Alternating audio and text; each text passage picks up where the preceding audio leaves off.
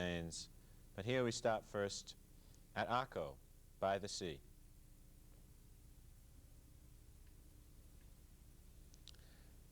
Returning to Jerusalem, we find many of the great mosaics have been taken off to the Rockefeller Museum.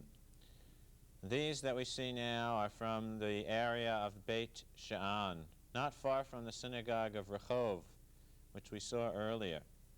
The inscriptions are rather familiar by now. As they say, "Remembered be for good all the members of the holy congregation who endeavored to repair the holy place. In peace shall they have their blessing." And here you can see again, Shalom al Yisrael, and you can see how valuable these inscriptions have been to scholars as they put them in the center of the museum in Jerusalem.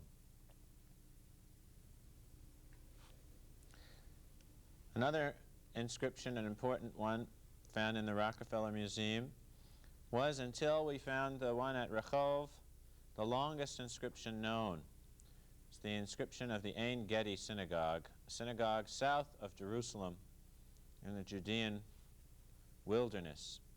The inscription itself is hard to see here. You can see the description of the inscription in Hebrew as the museum provides an interpretation of each of its valued objects. The inscription itself starts off with a list from Adam, Seth, Enosh, Canaan, Mahalalel, Jared, a list of the ancient forefathers, ancestors, Enoch, Methuselah, Lamech, Noah, Shem, Ham, and Japheth. Then it goes on astoundingly to the signs of the zodiac: Aries, Taurus, Gemini, Cancer, Leo, Virgo, Libra, Scorpio, Sagittarius, Capricorn, and Aquarius, Pisces, and the months of the year: Nisan, Iyar, Sivan, according to the Hebrew calendar. It was, and it has been, one of the best studied of all synagogue remains. And at the end, it even goes on to a description of a curse which is put upon anyone who should create a controversy in this ancient community of Ein Gedi. A little bit to the south of Ein Gedi is another very well-preserved site, Susia. Susia is, again, preserved best in the museums for its inscriptions. Some of them remembered be for good Joshua Udan, who gave, a very fragmentary inscription. Others blessing those who endeavored and made this synagogue. There are 4 inscriptions altogether that were found here. And as you can see, this is probably the best of them all. Remembered be for good the sanctity of my master and rabbi.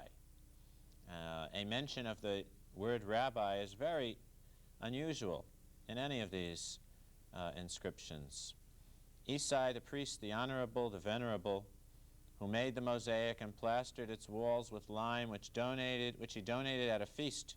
Rabbi Yochanan, the priest, the venerable scribe, his son, peace on Israel, amen.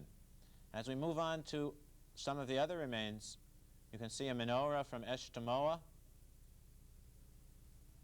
It is thought that the synagogue goes back to the Second Temple period.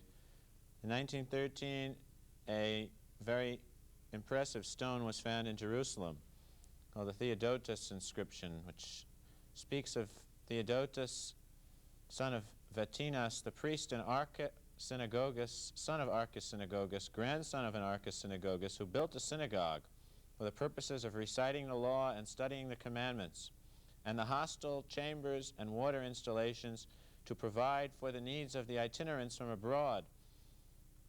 This is the inscription now found in the Rockefeller Museum. Well, I hope you've enjoyed our visit to several sites of ancient synagogues. We've concentrated for the most part on inscriptions, on symbols, and somewhat on the architecture. But I think you get an idea of the variety of different types of remains that can be found when we study this subject. It's only a beginning, an introduction, and of course there's much more to be studied, both from the standpoint of art history and the standpoint of religious studies. The history of the synagogues is now first being told. It will occupy the work of scholars and students for many years to come. I hope you've enjoyed our exploration. Thank you.